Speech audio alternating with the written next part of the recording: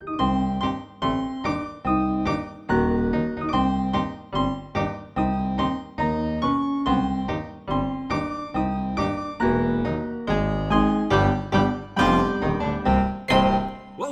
to Finding Monster Right, show about fighting monsters, right?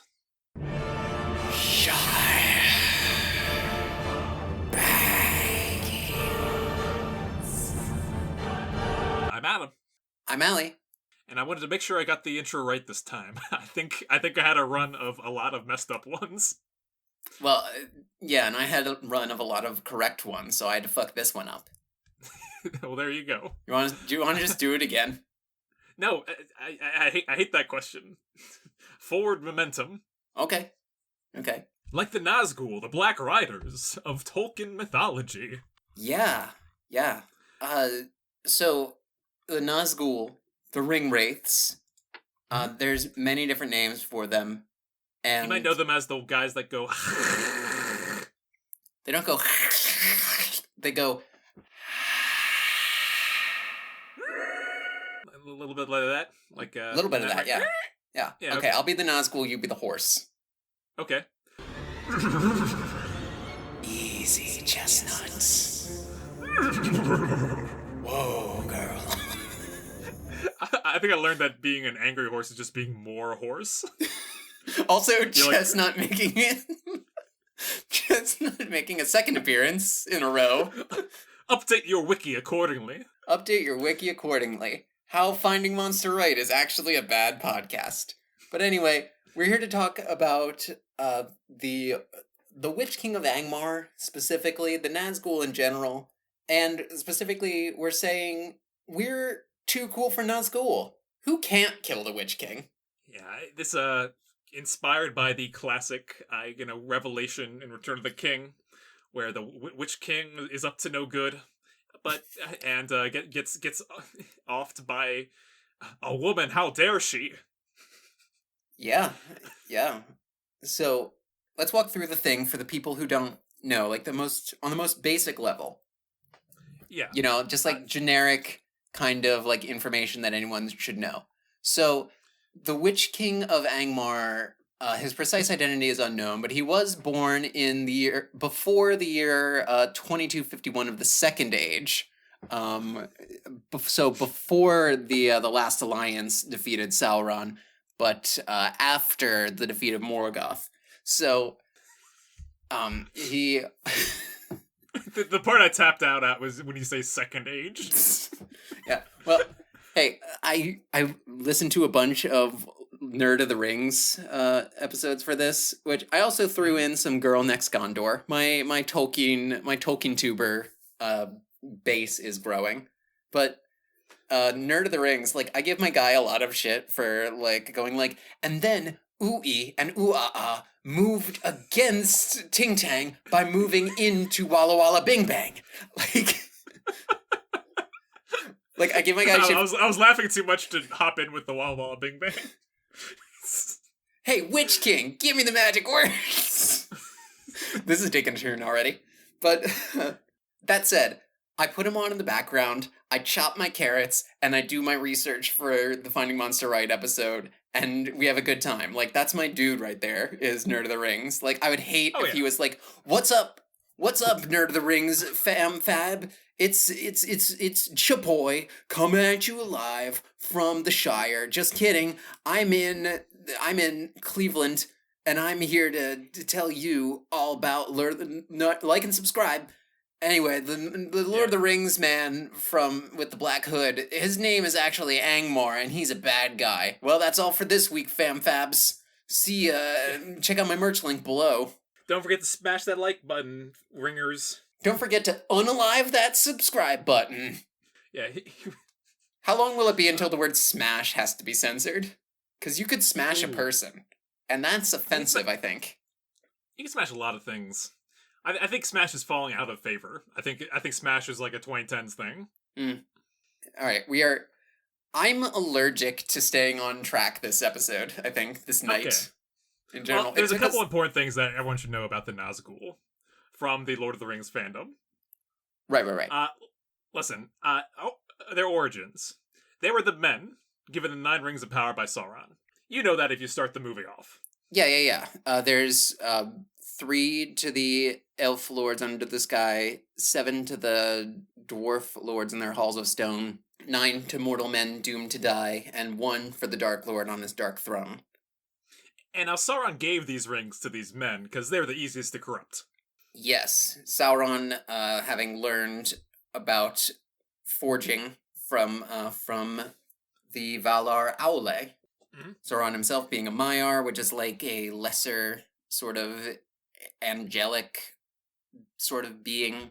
And, these distinctions will be important later because, very specifically, so the Witch-King of Angmar, after, I believe... He's the leader of the Nazgûl. He's the leader of the Nazgûl, the 9, the great kings of men who the rings gave great power to, but over time caused their physical bodies to fade while their spirits remained, leaving them as wraiths with tremendous power over the unseen world. And the only way to see them is with the one ring. You put that on, and oh man, those spooky spirits, there they are. Because the one ring pulls you more into the unseen world. It also means they can see you much easier. Yes, you're a beacon in their dark fog. Yeah.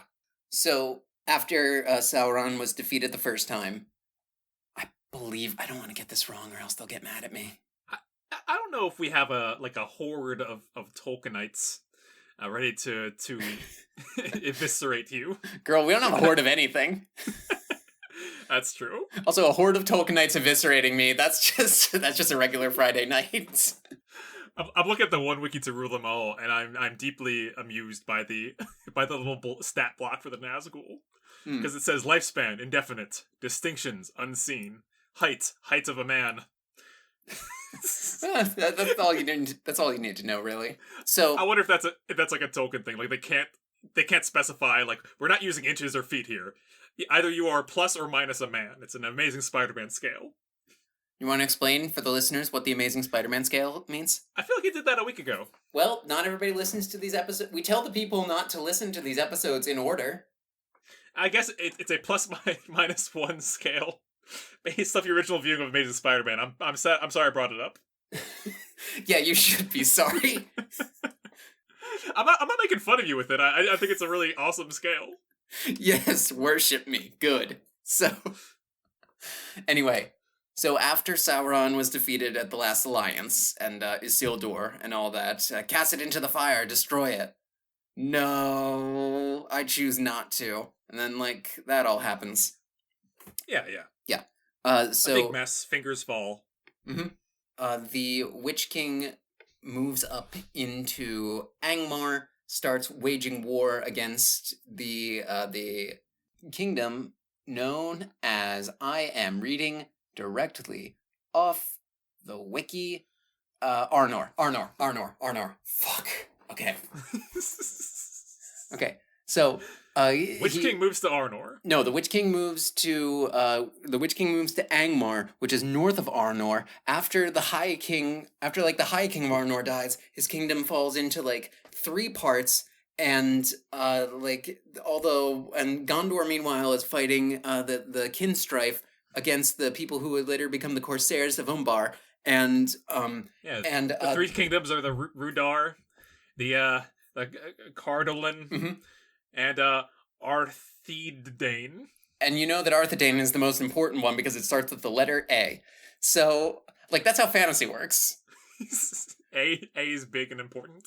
A is the most important letter. The most important object in the Lord of the Rings universe is not the One Ring, it's the dictionary. It's whoever's at the top of that is winning. True. So, the Witch King, he takes out the city of Ruth Bader Ginsburg, and then the city of Caracas in the bottom. He fights them a bit, and the city of Arthur on PBS is fighting him for a bit, and then I think they kind of stop, and then there's some back and forth, and the Caracas people, they're oh yeah, Arthur, he's our king now. And the Ruth Bader Ginsburg people are like, no, actually, the Witch King is our king. I might fast forward through all this. And at some point, Arthur gives land to the hobbits that will become the Shire, that will become part of the land of Eriador. And so, anyway, all this to say that the Witch King is retreating, and King Arthur, whatever the fuck his real name is, I forget what his name is. We're going to read this. Come on. Give me. Earnor made to assail him, but his horse was terrified of the Witch King and bucked. The Witch King laughed, turned to flight, as Glorfindel, who is an elf, who is like touched by the lands of Valinor, touched by the light of Valinor. So he appears sometimes as like kind of this being of light, and he can affect he has great power of the seen and unseen worlds. So Glorfindel shows up and is like, do not pursue him. He will not return to these lands. Far off yet is his doom, and not by the hand of man shall he fall. And that's the prophecy, which reads to me less like a prophecy and more just like a thing a guy said one time.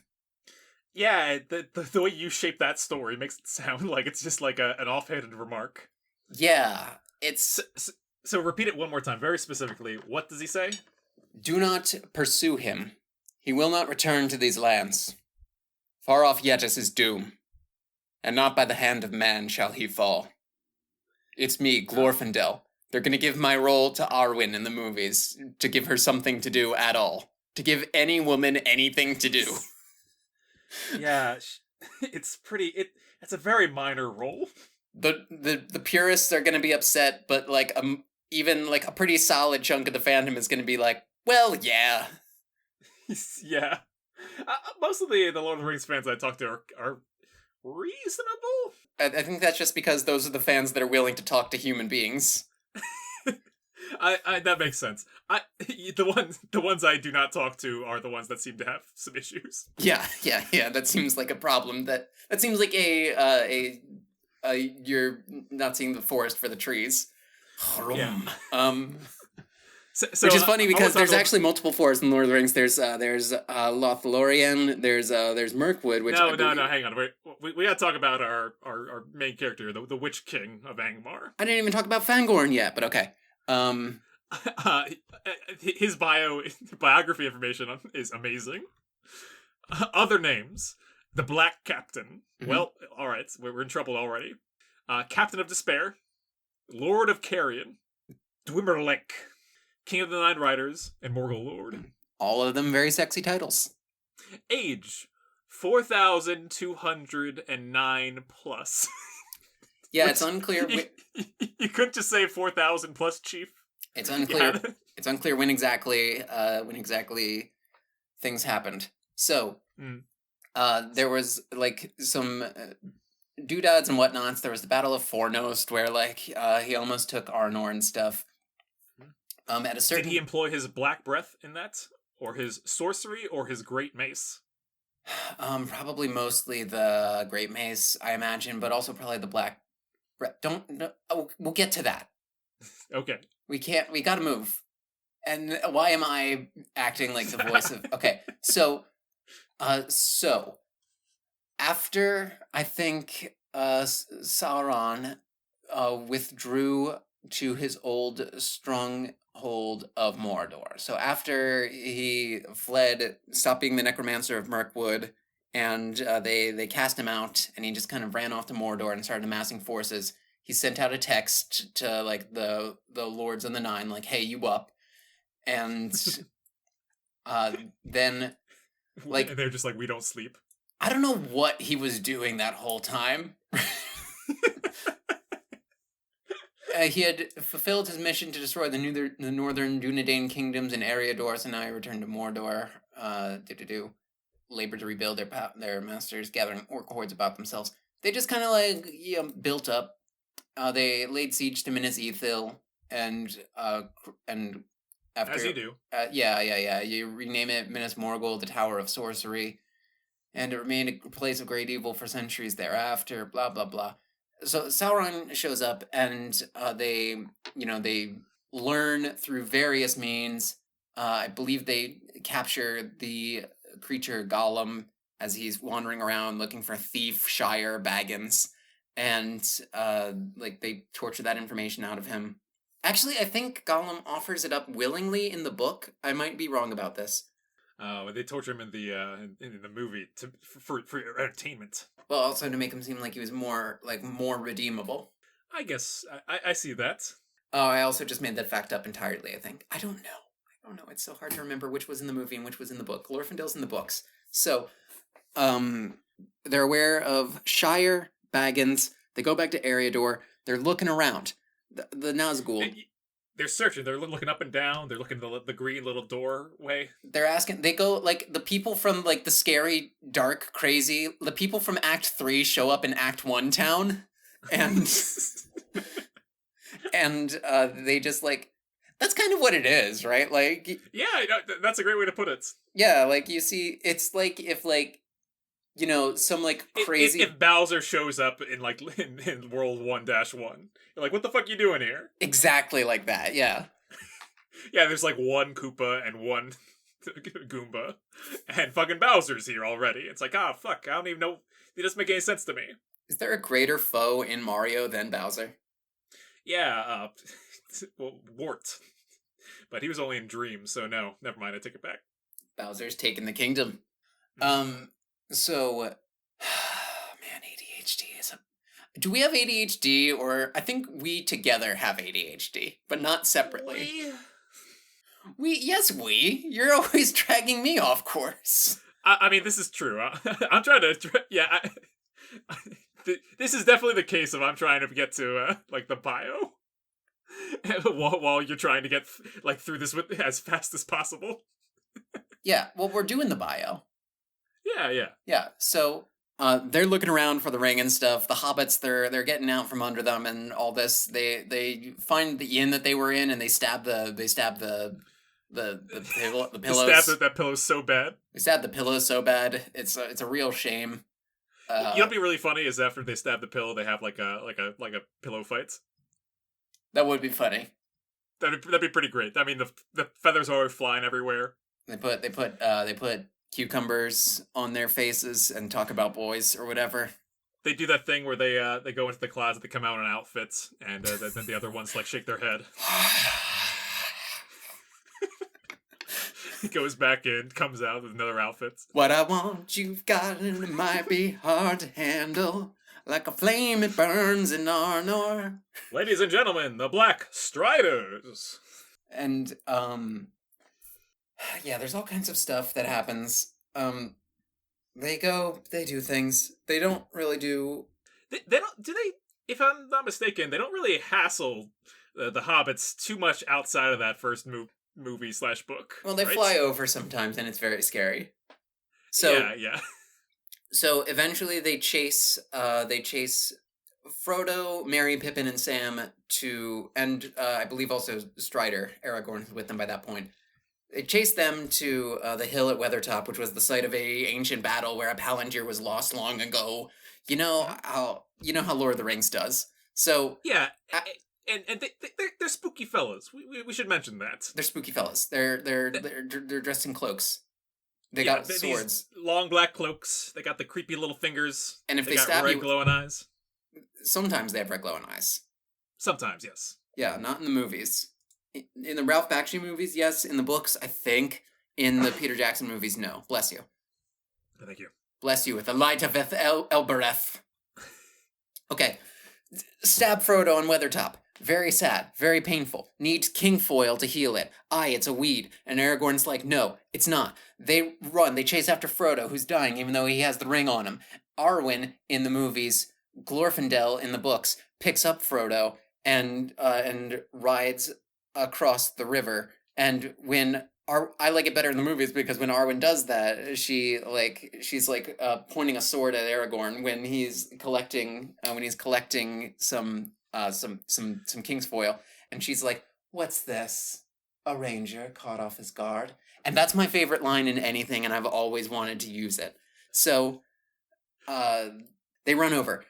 Arwen says a little prayer to our Lord and Savior Jesus Christ, who is actually her dad Elrond. And the horses the river looks like horses, and it washes away the Nazgûl and their horses. And from thenceforth, the Nazgûl ride on fell beasts, which are like these crazy pterodactyl monsters. Yeah, big ol' like pterodactyl dragon type things. Yes, They're real gross.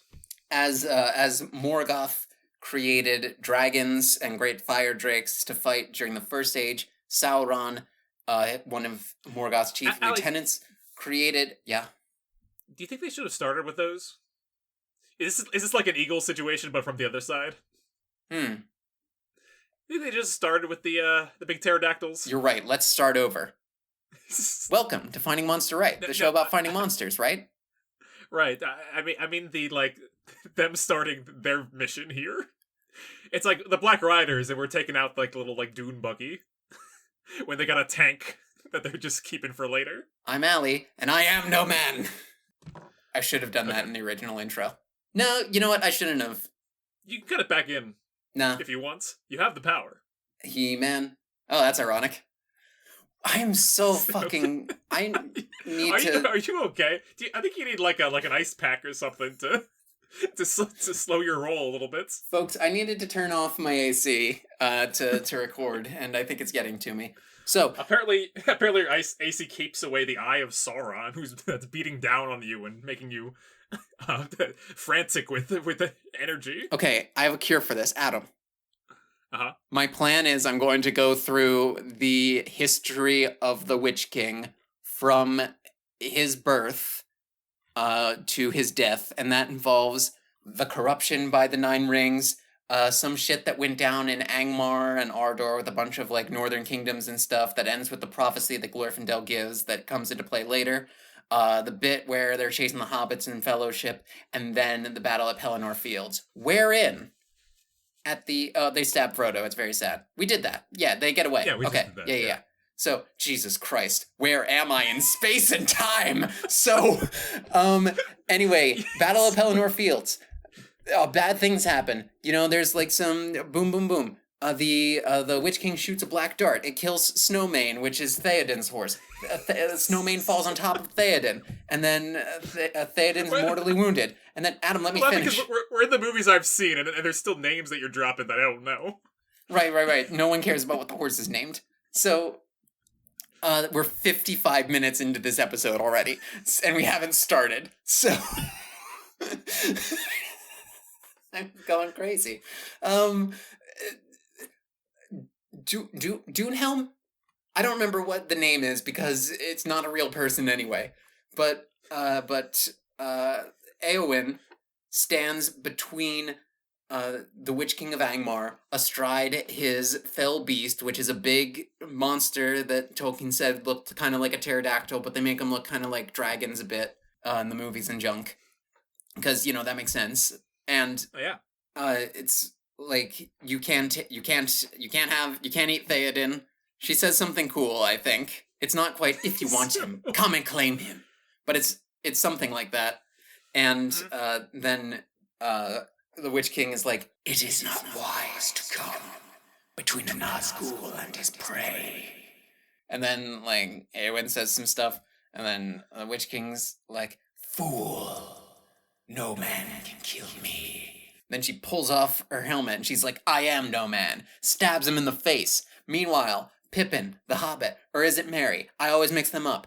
He stabs him in the back of the knee with a Morgul blade, a blade forged in Arnor during those wars way back when, that was enchanted with powers against the Witch King, dealing a severe wound to him. And meanwhile, Éowyn stabs him in the face, which probably did most of the damage, honestly. So by the hands of two people, mostly Éowyn, arguably both not men because one's a hobbit and one's a woman, the Witch King explodes. All of the you know, the Nazgûl are freaking out and stuff. At some point, they run off back to Sauron to tell him the bad news. And then as soon as Frodo puts the ring on his finger in the crack at Mount Doom and claims it for himself, Sauron knows what's up and summons all the Nazgûl there. And then, just in time for Gollum to fall into the cracks with the ring in his possession, the volcano erupts, and all of the Nazgûl who have just suddenly arrived there all fucking die. Yeah, they're, fortunately it's a volcano that deals damage to creatures in the ethereal plane. Yeah, well, it's fire damage. You know, the association between fire and darkness, mythologically, I think honestly makes very little sense. You know, Is it? fire makes light. That's the point of Yeah, I was about fire. to say, like, that's... Isn't fire the opposite of darkness, kind of? Well, a don't lot? you always associate fire and darkness, you know, with like hell and spooky things and stuff? Yeah, I mean, I guess. I think fire makes dark places less dark, right? Hmm. That's why my name isn't Allison Fire. So, anyway, Yeah. that is the history of the Witch King from his beginning to his end. And now, Adam is going to tell us all about some of the Witch King's powers and such. Adam, take it away. The Witch King, like a Pokemon, has 4 attacks that he can use. He can slash with his Morgul knife, which is a short blade carried by him during the Third Age. It has the power to cause the mortal body to fade while the soul remains, turning people into wraiths of the unseen worlds. Continue. Yeah, it's really powerful. I think they should run some more wraiths throughout the story because of how powerful this one is. Yeah. Well, the Barrow Wights kind of, sorta are like that, sort of. He's got his special damage attack, which is called Black Breath, also known as Black Shadow in the Japanese version. Which is a fatal condition that happens if you get in contact with a Nazgûl. That's a hat on hat, Japan. A black shadow is nothing. All shadows are... What are you talking about, Japan? Come on, now. Yeah, so it's not even like rather than actually being the breath of the unseen wraiths, it's more like an aura. It's like an aura effect that they have. It's one of those moves that you use when you're learning English, playing Pokemon for the first time. And you're like, his defense rose, what does that mean? What's a rose doing here? That's crazy that you thought that was a problem that people had. Well, I'm just like, why is Metapod like tossing flowers around? What's happening? What? It's also, so when the Witch Kings faded, when the Witch King and his buddies, the Nazgûl, all faded away because they put on the 9 rings, as their power grew and their, like, relationship to the seen worlds, the mortal world, kind of faded away and they became these wraiths, at no point did they actually die. So it's curious that they have a breath attack because, obviously, Tolkienian, legendarium mythology is so... It's like sort of an unequal marriage, I would say, of Catholic theology with Norse mythology.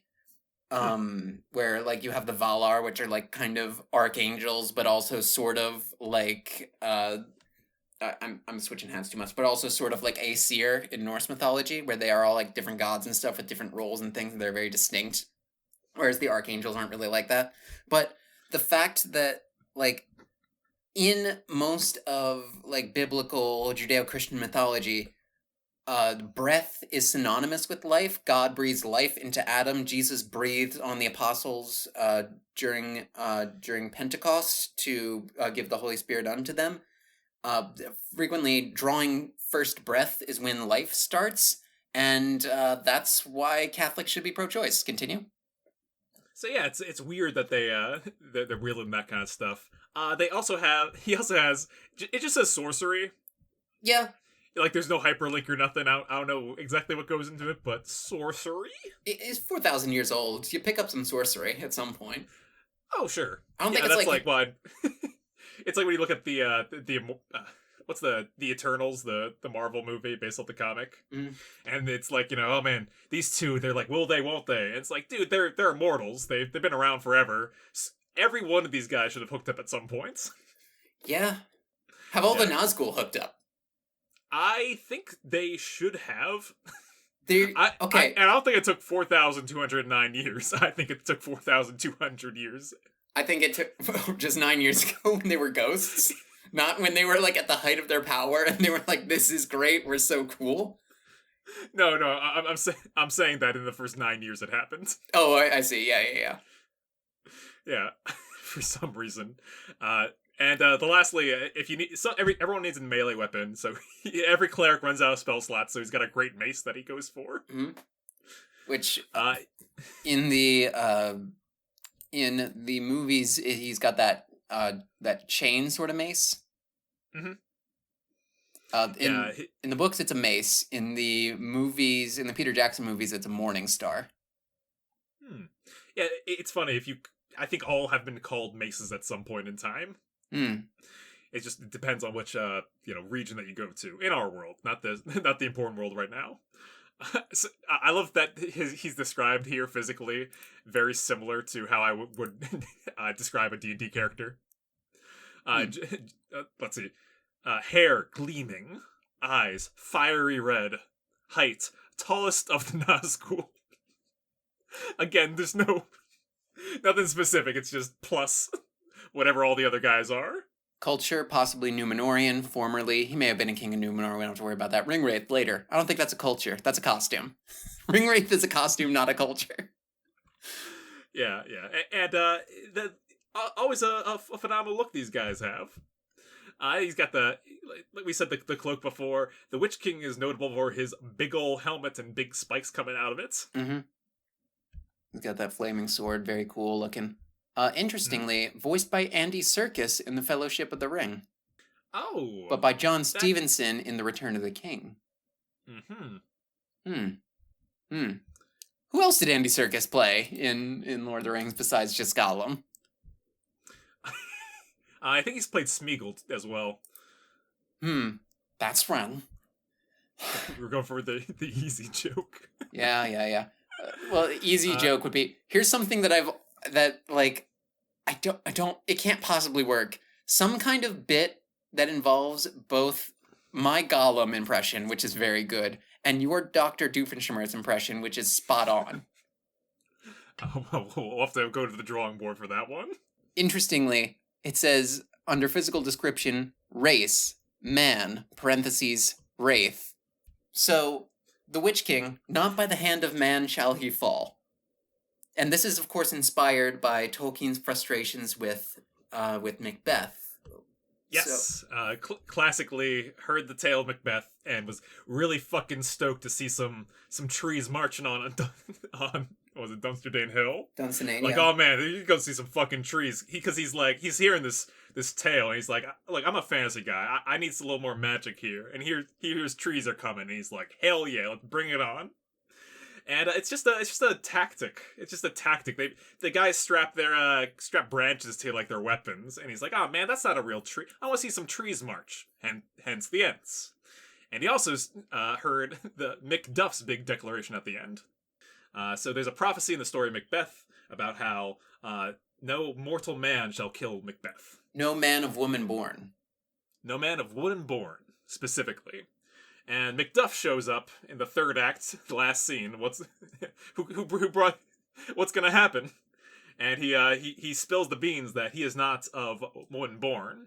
He is from his mother's womb untimely ripped. He's a Caesarian baby. He is of the Caesarians. Yes, he came from the planet Caesarea, where they do not have women. It's sort of like spotted hyenas and sort of like Mexican whiptail lizards. Yeah. That's a joke that no one will get but me. If you get that joke, you can date me. You're allowed. So Tolkien hears this and he's like, "Oh, come on! It should have at least been abroad." Yeah, that's how Tolkien famously talks.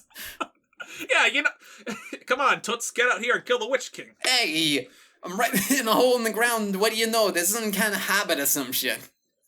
What, I put 3 women in the story. What more do you want from me, What, is it a dry, bare, sandy hole? Nah. It's a nasty, dirty, wet hole. Fucking nasty, gross. It's a hobbit hole. And you know what that means? That means fucking comfort. That means you're fucking home. It's me. It's me, Jersey Tolkien. It's me, Jersey Versey Tolkien. Jerzaro Tolkien.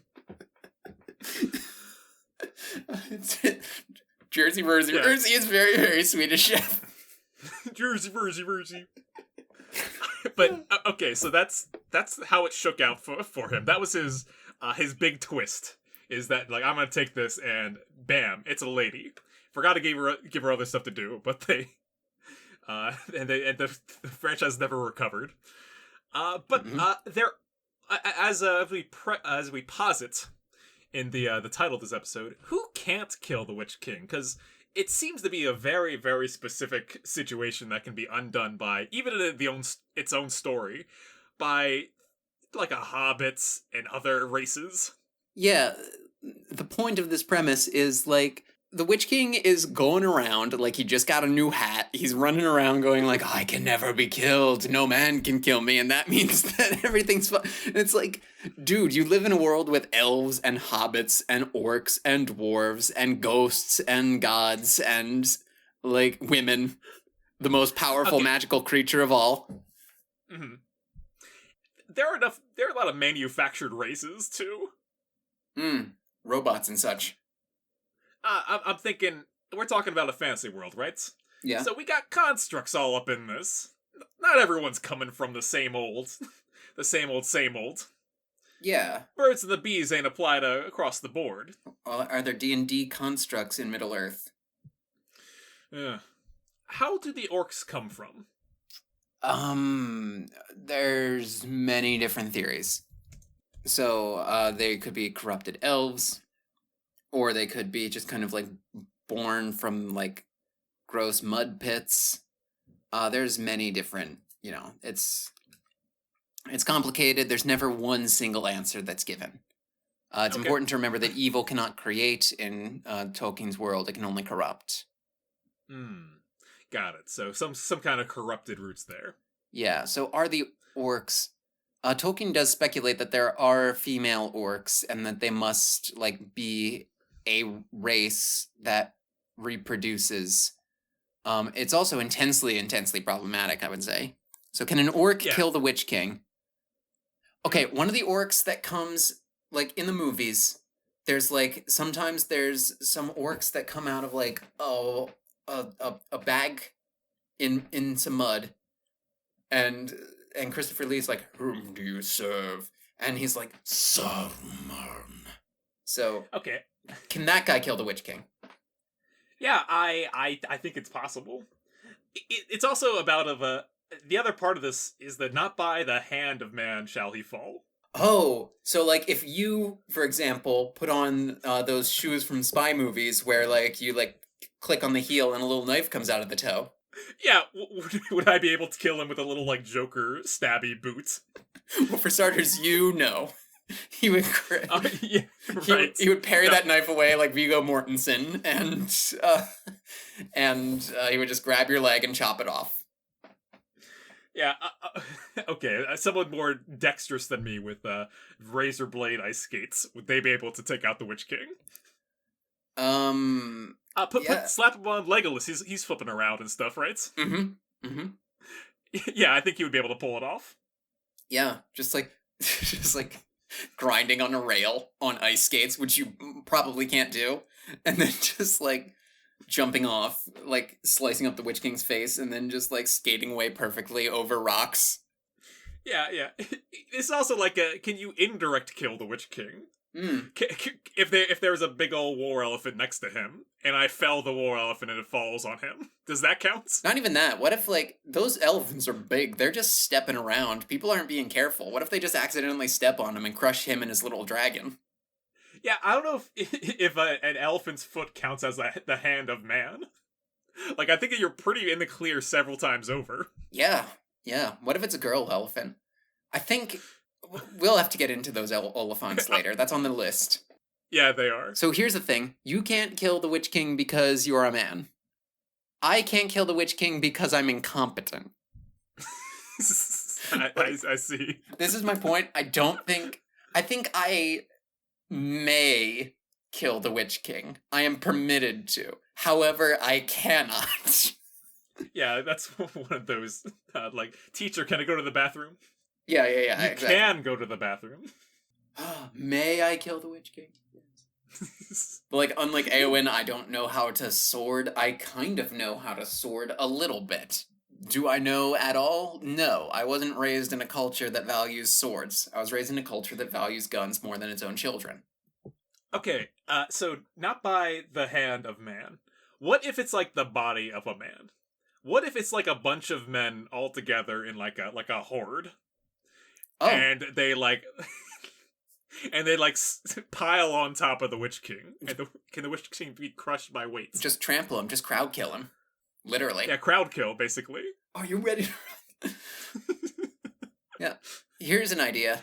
Not by the hand of man shall he fall. So, like, I brought up guns a second ago. Could you kill the Witch King with a gun? And I think in all this, unfortunately, all the states of the Union that can count. Well, here's the thing. A gun, that's a firearm, not a fire hand. Oh, that's the angle you're taking. But yeah. If it's a handgun, so yes with firearms, no if it's a handgun. Yeah. So like a snipper rifle, that'll do it. You can snipper the Witch King. It's very he has ideal snipper targets right on his face. Just looking at him. I mean, that armor and stuff could probably be pretty easily pierced by some armor piercing rounds. Yeah. It says here, race, man, wraith. So, can the Witch King kill himself? I don't... Well, okay, I have an important question. Mm-hmm. Is the Witch King sexist? Yes. I think, yeah, because he assumes that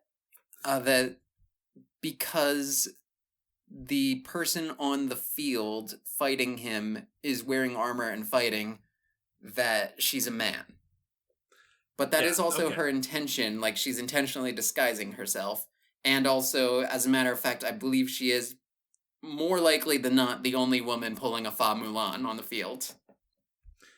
In that case, assuming the Witch King is sexist, I think he would not be able to kill himself with a sword, but he would be able to poison himself because the poison is a woman's weapon. Interesting. I think he would think something like that. That is an interesting point. Additional point: is the Witch King transphobic, and does it matter? Or does it depend on if Glorfindel is transphobic? I don't. Well, let's see. Does he interpret Eowyn as trans? I don't think so. No, he doesn't like her for sure. Yeah. Well, so by that math, I would say not necessarily transphobic. I think. Well, I mean, transphobia doesn't just mean hating trans people to their face. It also means like being a big TERF and stuff. Yeah, I guess so. Yeah. So like, I'm running the math here of like Tolkien, very Catholic. So his bad guys would like trans people, and the good guys wouldn't like trans people, right? Yeah, I think he would be able to be killed by a trans girl, but not by a trans man. Okay, so he would be able to be killed by a trans girl. Yes. Okay, but also Glorfindel, a good guy, made the prophecy. Okay. Blessedly, so a good guy in this. I don't think it's a point on this chart that we can track. I don't think there's enough data to determine it. Well, I mean, is Glorfindel transphobic? Yeah, I don't know if I can find out what Glorfindel's personality is, let alone his views on modern political issues. I don't think it's a modern political issue. I'm not saying it's something that can only exist in that time, but I'm thinking that it's hard to find any... Are there any examples of trans people in Middle-earth? Or like someone changing a gender, something like a Tiresias sort of situation? Yeah, that's a better first question to ask. Yeah, okay, trans Middle-earth. Blessedly, of course, Tolkien, if Tolkien ever said anything about anything in the Rainbow Mafia, like, if it was probably only ever like, Frodo and Sam aren't gay, stop it. They're not. That's not a thing that I did.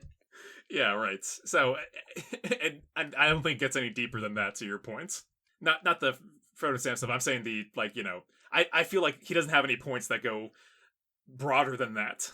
What I'm saying is there a character who, like Tiresias in Greek mythology and many other characters across many world mythologies, crossed that gender line in Tolkien's works? So the Valar take upon them forms some of a male, some as a female. Yes, yeah, and none of them really cross over into one or the other. So, the Valar. Mm-hmm. Manwë, king of the Valar, king of Arda, lord of air, wind, and clouds, created the eagles and their king Thorondor.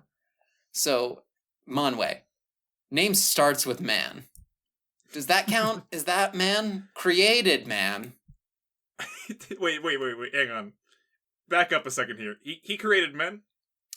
Either he did or Eru Ilúvatar did directly. To me, because to me that's really funny that that oh yeah, men that they're named after him. That's not unreasonable. I guess so. Yeah. yeah. It's just it's really funny. He's like the Henry Ford of humans. Henry Ford being the only person to ever name a company after himself. That's the first one that came to my mind. Mamma mia. Mamma mia. Omo, Lord of Waters. Aule, Lord of Matter, Master of all crafts. Orome, Huntsman of the Valar. Mandos, the Hands of Fate. Lorien, Master of Dreams and Visions. Tolkas, Champion of Valinor. Varda, Spouse of Manwë. Elbereth, Githoniel, Lady of the Stars. I don't think we're gonna find anything definitive with this on this train of thoughts. What about any of the female Valar who you interrupted me in the middle of naming?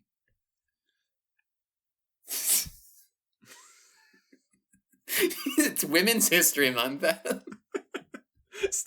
Still? Yes, still. Because every month is Women's History Month, because women make history every day. Sorry, excuse me, herstory. Thank you. You're welcome. You're welcome. Nienna, Lady of Mercy, tutor of Olorin, Gandalf's teacher, or like the Valar that he is most tied to, is Nienna, the Lady of Mercy, acquainted with grief. Her tears watered the two trees and all that kind of stuff. That's interesting. That's Gandalf's. That's Gandalf's. Patron. Hmm. I don't know. I think it's worth looking at. Gandalf, could he kill the Witch King? Oh, shape of a man. Shape of the man, not a man. Actually, if Gandalf, it turns out, could slay the Witch King, then I think that is proof that Tolkien is not transphobic. Shape of a man, but not a man. There you go. Okay. So that we found it eventually, but not by reading through the list, but by just randomly going to one of the three main characters. Despite Adam hearing that I said that all Catholics were transphobic, and just Adam sweating slightly, me pressing his buttons as much as I can. I would like to say that I am not transphobic. Hooray! Yeah, I could tell. What gave it away? Could it be 150 episodes?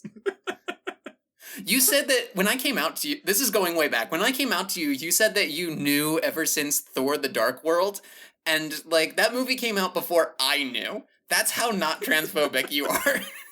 That was, yeah, because you were, showing me, hey, take a look at this, this, what do you call it, a girlified version of me that I made.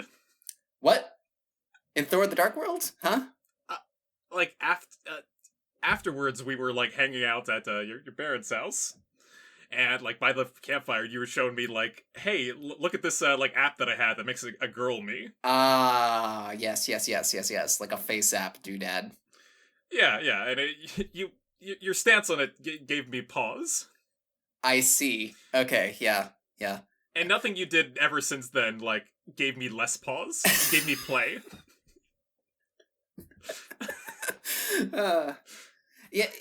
Yeah. I'm sure we could go far deeper into the cringy shit I did as a baby trans. Yeah, but But anyway, could back to it. So yeah. okay, wait. I actually have an interesting question. Mm-hmm. At what point did I regain the ability to kill the Witch King? Because age 0 through 18, I could kill the Witch King. Because I was by no definition a man. I was a child. 18 to like 20 something. Not to fast forward over that, but yeah, it's like if you don't have your bar mitzvah, can you not kill the Witch King? Did they have were Jewish people a thing back then?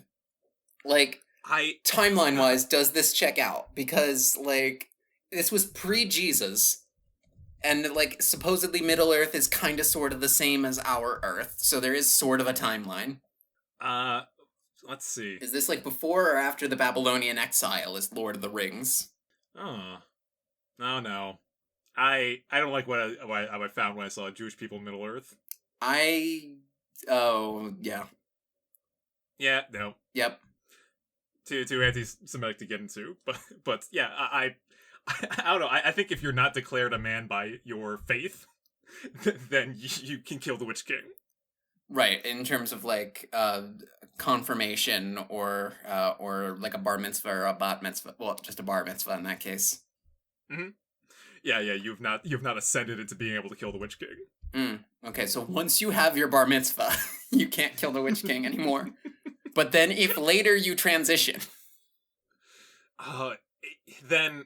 Like, at what point was I again able to kill the Witch... There was a point, and I think this was after I graduated college.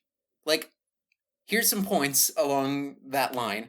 So, like, there was definitely a point where, like, I was living in a house with a couple roommates in college, and it was like, we're doing all the guys' makeup. And I, for some mysterious reason, was like, I don't know about that. And then they, like, literally held me down and transed me.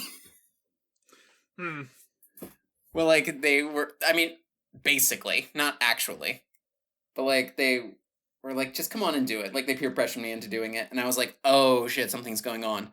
And then, like, later, I went to, like, an engagement party shortly after I graduated, and I signed it as, like, dead name / Allie. And then at a certain point in, like, 2019, 18 or something, I said, I should have, like, a definitive moment where I go from one to the other. And I said the words, the king is dead, long live the queen. And I feel like that is the precise point... Yeah, you should have started with that. Like, there you go. Yeah. You're looking for the moment. I think the moment is when you say it is the moment. Yeah, well, that's like a bar mitzvah in that it's a ceremony. Yeah. It's a ceremony of sorts, and I don't think you can, fake it. I don't think you can, feign it or anything like that. I think the Witch King is powerful enough to know. It's one of his abilities. Yeah. Before my egg cracked, like before I realized that I was trans, could I have still killed the Witch King and been like, wait, what? Yeah, that'd be really funny. If Aragorn kills the Witch King, it's like, oh wait a second, what? Ooh, okay. I'm gonna introduce you to a wonderful part of the fantasy fandom, which is which Lord of the Rings character is the most likely to be trans, and why is it? Can I say where I'm thinking first? Yeah, go for it. Okay, I'm not reaching outside like the main 10 or so of them. Right. Yeah. And I say I want it to be a hobbit that's under the radar. Like I'm thinking like Pippin. I was gonna say Mary. Okay. What if both? I was gonna say, well, we can't tell them apart, so I think we both won. Here's an idea. Faramir. Okay. I don't know, I can't explain why. But Faramir gives me some trans vibes. Alright, well, let's, Could it also be Eowyn who dresses up as a man? Do you think maybe that also? I think... Well, okay, I mean, if we're making the leap, like... You can do anything you want, everything's valid, etc., blah, blah, blah. Self-identity is most important. And Eowyn very, very specifically identifies as a woman. It is, in fact, a major point. Yeah, that is exactly what happens. So, Okay. any of the Ainur could kill the Witch King, we're saying. Mm-hmm. Could the Ents kill the Witch King? Not a man, Ent, for sure. Like, as we talked about in the Ent episode, which we're building the Jolkien Legendarium. As we talked about in the Ent episode, the Ents are, like, male. That's how they identify, but they are also all based on dioecious trees. So, I mean, it's squirrely there, including the literal squirrels that live inside them. So, like, I think you could get away with that. Like, I think it would be pretty easy to say. He chopped the leg off an Ent, and he falls onto the Witch King. Why are they all falling? Why doesn't the Ent just step on him? Why are you taking so much agency away from elephants and trees? Yeah, I guess you're right. Tree? I am no tree. Question. Fell beasts. Oh, wow, yeah. Did there used to be 10? Like, there used to be 10 Nazgûl, and then one of them got eaten, and it was like that bit of like, I bring you the 15, the 10 commandments. Yeah, it could have been that, and one just like, oh man, we gotta, should he fall? I think I just, what I have focused on is the phrasing, shall he fall? So I keep thinking of things falling on him as like an ironic consequence. Oh, okay. Well, shouldn't he fall? Like, shouldn't he fall off of, like, a cliff? Not by the hand of man shall he fall. So, what if you tied a bunch of balloons to the Witch King? Okay, I'm listening. And he floats up into the atmosphere. Does that count? Well, how much falling damage can he take? No, he doesn't fall, he just keeps going up, is what I'm saying. Oh. Well, I mean, I think that, cause... by the hand of man, you could tie a bunch of balloons and balloon boy the Witch King, yes. I want to balloon boy the Witch King. Okay. Checking Urban Dictionary for balloon boy, just in case. That means something else. Like, it's when you take a, gosh, I'm so sweaty. It's when you take a balloon and you take some, you go backwards and you do a somersault. You know those Urban Dictionary things that are like, that are like, this person's never had sex before and is 12. Yeah, right. Oh, you get a lamppost involved. Ghosts. Man, your whole life. You die. You get summoned as part of a ghost army. Mm-hmm. Can you kill the Witch King? If you're a ghost of a man, then no. Ghost of a woman? Yes. Okay. There's no problem there. Gollum. Oh, well... Does Gollum still identify as a man? I think he identifies as, like...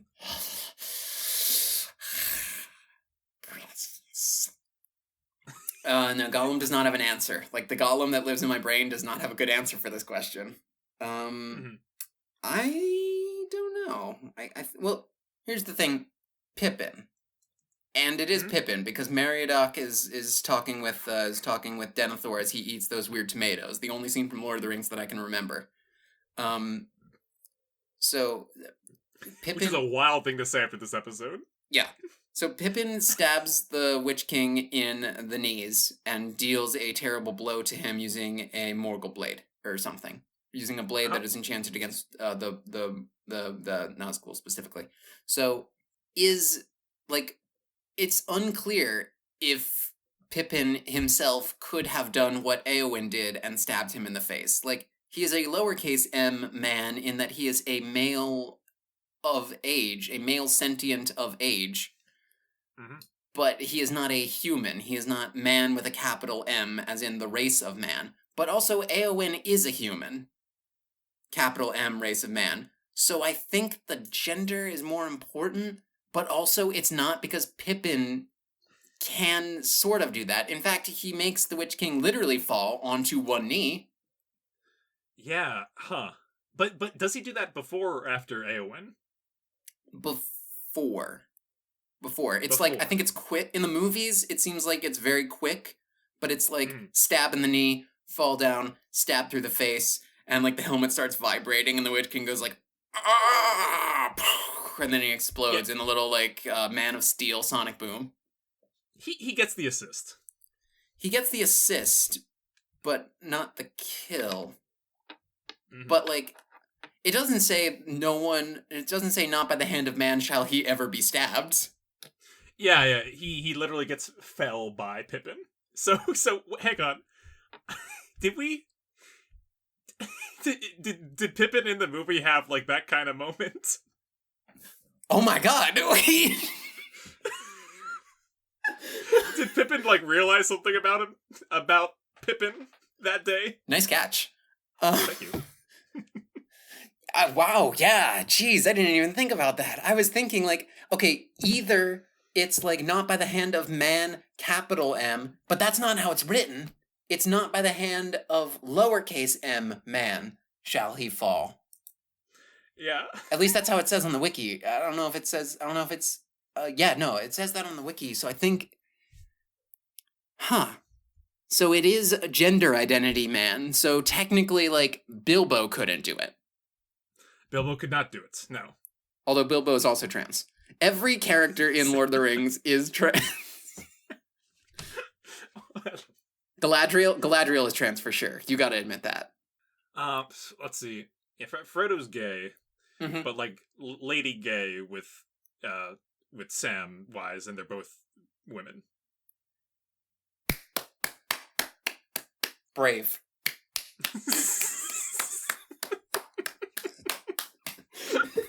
I love a mid-clap brave.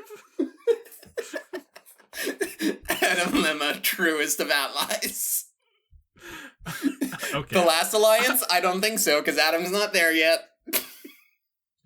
Alright, I think we should take the Witch King and his 8 buddies to the final rating place. I have more questions. I don't think we'll be able to answer all the questions. Could Macbeth kill the Witch King? Oh. Macbeth or Macduff? Macbeth. Macbeth could not. Macduff. Could. Why? Because just because Tolkien like rebelled against it doesn't mean it's not true. Macduff is a man. Yeah. He's just not a man of woman born. So I see what you're saying. Okay. By the Macbeth prophecy, he checks it off, but he does not check off the Nazgûl, the Witch King prophecy. Okay. Can the Witch King kill Macbeth? The Witch King cannot kill Macbeth. Because he was once a man. True. Mm-hmm. True. Can Gollum kill the Witch King now that we know that maybe species is not as important? I think it's possible, considering Gollum's often identifies themselves as precious. He is kind of two people. Yeah, I wonder if that's like can the hand of men kill you? Ooh, or like just like a plurality thing, you know? Can by the hand of a system the Witch King fall? Can Dr. Doofenshmirtz kill Macbeth? Here's a supporting evidence: neither of his parents showed up for his birth. Yes, Dr. Doofenshmirtz could kill Macbeth. I want to hear it from the man himself. Ah, Macbeth! A Scottish king? A Scottish king, how expected! And by expected, I mean expected. This is your castle, after all. I'm only here for the weekend. Make Dr. Doofenshmirtz say fuck really quick. Fuck! Yes! It's so good. Wait, I should pay it forward in kind. Fuck, precious. Okay, this fish is so good. Jesus, fuck, this is a tasty trout. Your golem has... Anyway, I killed the Witch King. Bye! Do you think your golem's been hanging out with Stitch too much? Alright, final rating, please. The Witch King. Mm-hmm. How's he rated for you? You know what? I like the Witch King. I like his dumb hat. I like his dumb sword. I like his dumb Morningstar flail doodad. I like his prophecy. I like how he's undone by sexism, kinda, sort of. I mean, this is the thing about D&D villains that I don't like, where, like, all the D&D games I see on, like, r/LFG, r/looking for game, like, they're all like, there's no transphobia, homophobia, racism in my games, there's no bigotry of any kind, blah, blah, blah. And it's like, okay, well, like, the problem with, the good thing about that is we're a bunch of internet strangers, and I don't trust a bunch of internet strangers to be cool about everything. The bad news is that, like, that means your villains aren't as hateable. You know, like, I don't really want to stab somebody who's like, all genders and sexualities are valid, and also I'm going to raise a skeleton army. Like, I'll be like, okay, is solving your problem with the skeleton army really the only way you can do that? Like, I want to sit down and talk to him about it. Yeah, you can really, you really narrow down the number of evil traits that your villains could have if you take out some of that stuff. Yeah. Which, like I said, it's a balancing act. It's pros and cons. You can't just say, like, you're right, I'm gonna make all my villains homophobic and just, like, subject all of my players of that persuasion to that. Or just any player, really. Because, like, seeing a guy who's homophobic just, like, in publicly, shoving it down everybody's throats is awful. Yeah, it's one of those things where it's like, it makes the storytelling a lot harder to do. And I think some people will commit to that without realizing that and find themselves crafting weaker stories. You gotta at least find a different way to make the guy hateable. Yes. That's the important point, really. Mm-hmm. Yeah. But, in any case, the Witch King is, like, sometimes it's refreshing to see, like, you know, a bad guy who you can actually think of as a bad guy, TM. Like, take the Sith and the Jedi in Star Wars. Like, similarly, a very black and white sort of system of morality. Except, like, when you look at it a little bit, it really isn't. No? Like, the Sith are all about passion, and the Jedi are all about, like, denial of the self. Both of those can have their weaknesses, but also the strength of the Sith philosophy, like the moral strength of the Sith philosophy to generate good, positive feelings is so often ignored. And you don't have that problem with Sauron. No, you don't. Just a big bad eye. Big Bad Eye wants to rule over everybody and become a god king. Which is kind of nice to have every now and then, instead of building out the kind of good bad with traits that you think are good bad that don't really stand the test of time. Honestly, the good guys, the chaste guys. The guys who famously never fuck. Yes. How can you fuck? That's evil. Nobody should ever have sex. Then all the world's problems will be solved. Except for you, Plo Koon. I know that your species is dying. Oh, is that a real thing? I don't know if it's Plo Koon. I think it's the guy with the big cone head. I think it's, well, like, Dave Filoni famously really likes Plo Koon. Oh, yeah. Like, he's the Jedi who rescued Ahsoka or something, or, like, picked up Ahsoka at some point from her home where she was a baby. Ki-Adi-Mundi is the one that's allowed to fuck. It would have been funnier if it was Plo Koon. Like, okay, but my guy... I don't want to do any of that weird shit. My guy is a weird space alien who wears a gas mask all the time, and he's allowed to fuck. Hang on. Yeah, Ki-Adi-Mundi has 4 wives. This is fucked up. Okay, hang on. This is turning into a new episode. I'm gonna give the Witch King... I mean, what can I give the Witch King but 9 out of 9? Oh, nice. Thank you. I'm giving him 9 out of 10. He's too sexist for me. Damn it. Thank you for joining us for another episode of Finding Master Rights. You can hang out with us on Discord.